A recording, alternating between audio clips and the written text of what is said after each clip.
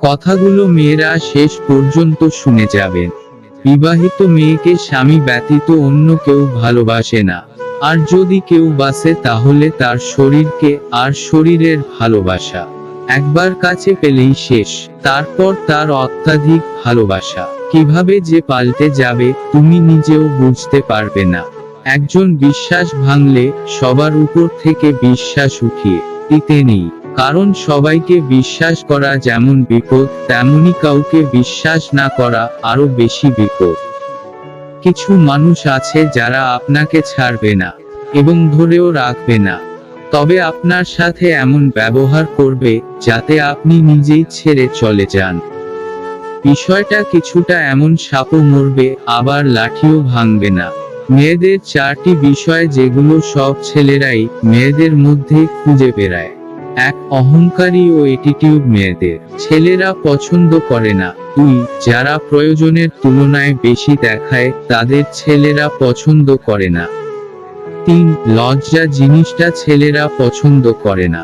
4. অন্য ছেলেদের সাথে মেলামেশা ছেলেরা পছন্দ করে না। মানুষ যতই শক্তিশালী হোক না কেন, প্রিয় মানুষটার কাছে সে সব সময় দুর্বল। যে ব্যক্তি কখনো তোমার সত্যিকারের বন্ধু হতে পারে না, সে তোমার সামনে তোমার সুনাম করে আর তোমার পিছনে তোমার বদনাম করে। প্রতি সময়ে অবহেলা পাওয়া মানুষগুলো একটা সময়ের পর ভালোবাসা পাওয়ার আশাটাই ছেড়ে দেয়। বাবার পেশায় লজ্জিত হলে তোমার শিক্ষার ঘাটতি রয়েছে। চাইলে নিজের ইচ্ছামতো সব কিছু পাল্টে ফেলা যায় না, কিছু মেনে আর কিছু মানিয়ে নিতে হয়। বেলা শেষে একটা চিন্তা, তুমি থাকবে তা আমার হয়ে। যাকে সত্যিকারের ভালোবাসা যায় তাকে কখনো ভুলে থাকা যায় না। প্রতিটা বিবাহিত মেয়ের দীর্ঘশ্বাসে মিশে থাকে তার স্বামীর অবহেলা, অসম্মান আর আঘাতের কথা। ভালোবাসায় কখনো ইগো কাজ করে না। যে পাগলের মতো ভালোবাসে তাকে কখনো ইগো দেখিও না। দেরিতে আসুক ক্ষতি নেই, তবে মানুষটা যেন সঠিক হয়। কিছু মানুষ সরল হয় আর সেই সহজ সরল মনের মানুষরা সর্বদাই কষ্ট পায়। ভালোবাসতে সবাই পারে কিন্তু ভালো রাখতে সবাই পারে না।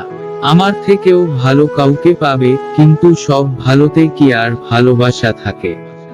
কাউকে সত্যিকারের ভালোবেসে ফেললে সেই ভালোবাসার মধ্যে মায়া জিনিসটা সবথেকে আগে কাজ করে। কারণ সে ভালোবাসার মাঝে যদি বিচ্ছেদের দেখা যায় তাহলে বুঝতে পারবেন মায়াটা কত তীব্র হয়।